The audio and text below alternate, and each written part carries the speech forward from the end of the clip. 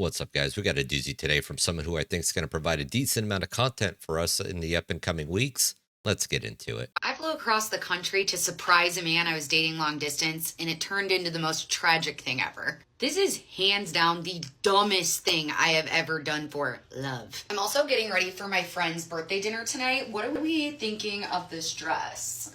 I'm liking it. I met this guy out at the bars in Scottsdale, and he was visiting with a group of friends for a guys' golf trip. Standing up by the bar, this guy comes up, stands next to me, and orders a drink. I self-tanned my face last night, and I wake up this morning, and my best friend's like, "You look like Shia LaBeouf in Holes. Shoes full of sand. Check out the tag, the name's Caveman." He orders a drink, we glance at each other, and he offers to buy me a drink. I was already on a good level for the night. He tells me he's visiting from out of state, and I'm like, go figure. If you live in the Scottsdale area, you know people are here for birthdays and bachelorette parties and all that kind of stuff all the time. Start really talking, and this man and I are just like hitting it off. I had him like, "So this is love." "No, Taylor, he lives in Kentucky. This is not realistic." First start to close, him and his friends ask us if we want to go back to their big Airbnb mansion. We were like, you know what? Screw it. We're doing this for the plot. We go back to the Airbnb, and this guy is like checking all the boxes. He's beautiful. He's very successful. He's sweet. My friends and I leave to go home. We exchange numbers, and I'm like, ugh, I'm never going to hear from this man again. But I wake up the next morning, though, and he had texted me. He's here for 2 more days, and he ended up spending every waking moment left of his trip together. I'm such a hopeless romantic. I was like, oh, I'm so into this, but I also knew, like, Taylor, this is not realistic. Time for him to go back home, and we were both really upset, and he's like, "I'm gonna talk to you as soon as I get back," but I wasn't expecting it. This man gets back to Kentucky, first thing he does is FaceTime me.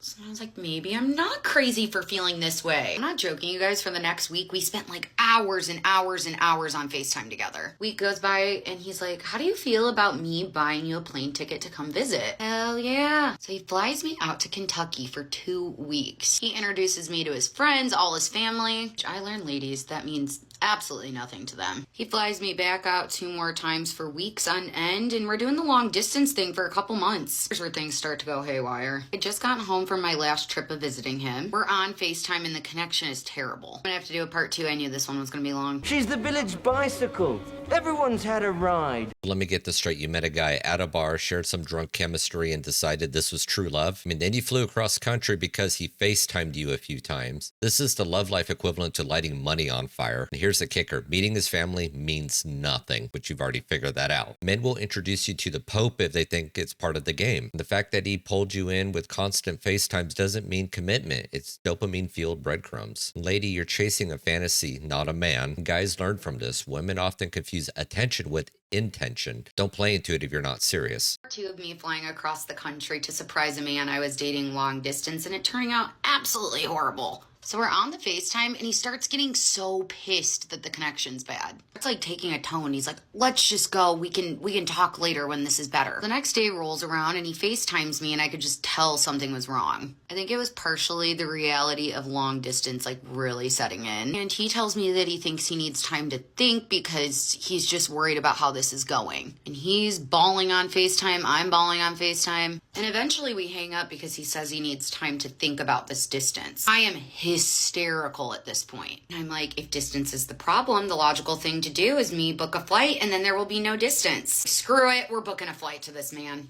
I'm just that perfect little mix of hopeless romantic and crazy.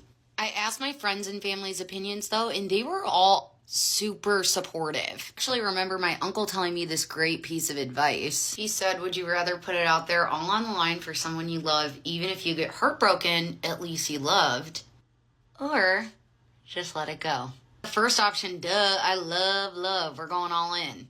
I fly a red eye, get a car, and drive to his place. And I clearly think my life's a rom-com. I'm like, I'm gonna get there, and he's gonna open the door, and I'm just gonna like jump into his arms, and he's gonna be so happy to see me. And it did go like that at first. We talk, we're both like, we wanna be with each other, we're gonna make this work. Everything seemed to be great. He wants me to stay for a couple days. We're like really working through the logistics of how much longer I had on my lease and like when I could actually possibly move there. I talked to both of our families and tell them what's going on. And wanted to say hi. I just go squeeze them. It's been like 3 days since I've been there.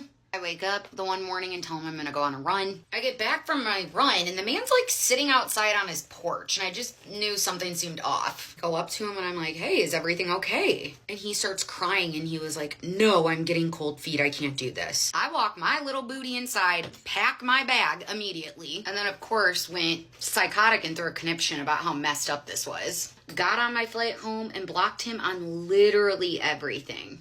That one stung. Why do these situationships hurt more sometimes than these year-long relationships I've been in? You all are probably going to say I'm crazy. You know what? I own my crazy. At the end of the day, I took a risk and put my heart on the line.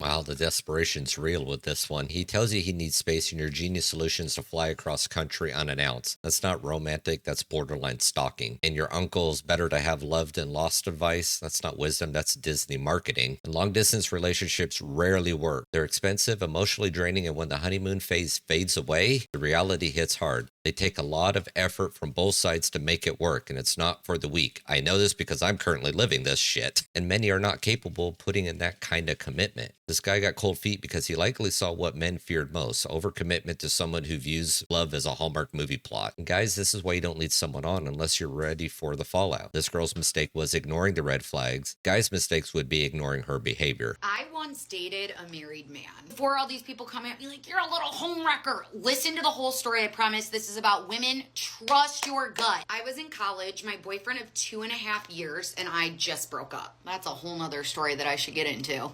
It was a Thursday night. Of course, my girlfriends and I were going out. I went to the University of Iowa, Big Ten girls, where are you at? I was at DC's, of course, getting my drink on a Thursday. My friends kept telling me this really cute guy was staring at me. I looked at him at the bar, and I will never forget, he was wearing like a Flash superhero t-shirt. T-shirt should have been my first ick, but you know what? He was really attractive, so I was like, all right, well, let Flash slide. We make eye contact and he comes up and talks to me. He was very mature and immediately like asked me out on a real date, which was very different from the college boys that I was used to. Exchange numbers, I just go on with my night with my girlfriends, and he says he's going to text me the next day to set up a date. But the next day, we make plans for this date for the following Friday. Best part is, I couldn't remember his name for the life of me, so my 6 best friends who were my roommates in college, we spent hours online trying to find where he played college football in his roster because he had said that he played college football. Social media just wasn't as prevalent back then. We eventually find him. His name's Arthur. I never lived that one down. Every time we talked about him, it was, hey,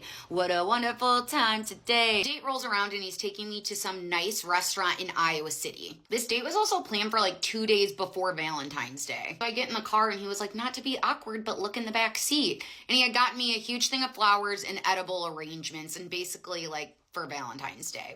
The date actually goes great. I made sure I ended it early because it was a Friday. I was going out to the bars with my friends. Get inside from the date and all my friends are gushing over the flowers and the edible arrangements. They're asking about it and I'm like telling them it went good. They're like, when are you going to see him again? I was like, I don't know. We'll figure it out. We're out at the bars that night and he texts me to meet up. So me, my friends, and actually my sister was visiting too. We go and we meet up with them. And they all just love him and they are raving about how nice he is, how much he pays attention to what they're saying. They just were all in love with him. He texts me the next day and he asks me when we can go out on our next date. For some reason, I just did not want to go. So I ended up telling him I just don't think we're a good match and it's not going to work. He was so confused as to why. He's like, I don't get it. I feel like we get along so great. And my friends too. I was like, guys, I don't know why. I just have some odd gut feeling. I just kept telling them, trust me guys, I don't know what it is. Something feels off. I remember like a week or two goes by and we're out at some bar crawl. I get this text from his number saying, don't ever text this number again. I can't believe you would do this. You're a terrible person.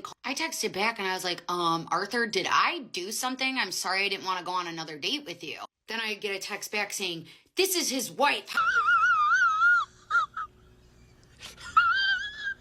So now we're on the dating superheroes and Flash t-shirts who turn out to be married. And ladies, can we retire the he's so mature myth? Giving you flowers on a first date doesn't scream integrity, it screams overcompensation. And let's address the real villain here, your gut. You knew something was off, but you ignored it because he was different. And trust your instincts next time instead of playing detective to find out his name. Also, how obvious do you have to be to not pick up the married man vibes? I mean, remember they searched all over the internet to find what college team he played for, and I guarantee they found out he was married. But you'd probably, fuck it, he's cute. I'm just going to go after him anyways. And guys, this is why integrity matters. If you're married, don't play the field. Women, stop romanticizing red flags. It's not cute. Then I get a text back saying, "This is his wife. How dare you say that you even went on one date with him?" I was like, wait, what? Wife?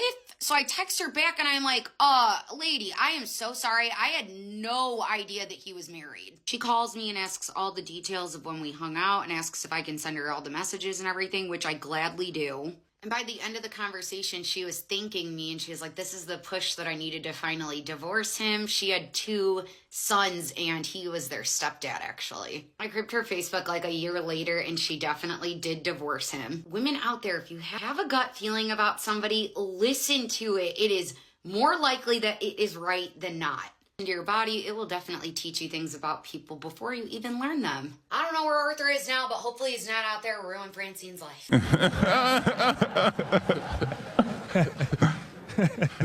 Yeah, this dude married with 2 stepkids, yet out here whining and dining college girls. I mean, what a schmuck. And to top it all off, his wife had to find out from you. I mean, ladies, here's the blind truth. A man cheating on his wife isn't suddenly going to be loyal to you. And actually, this goes for both sides. I mean, you were just a distraction. Good on you for sending the receipts, but let's not sugarcoat it. You were still part of his double life, knowingly or not. So guys, don't be Arthur. Cheating doesn't make you alpha, it makes you a joke. Ladies, listen to your gut next time. It'll save you years of regret. I don't condone cheating and never will, man or woman. End a relationship if you want to go out and play. Well, guys, emotional impulsivity, lack of self-awareness, and the unhealthy dose of fantasy is what we saw today. Whether it's flying across the country for a guy you barely know or ignoring red flags, the date a married man. Today highlights the consequences of chasing feelings over reality. Modern dating has become a circus fueled by social media, unrealistic expectations, and the destruction of traditional family values. The court system favors women, family laws punish men, and social media has convinced people that romance is about grand gestures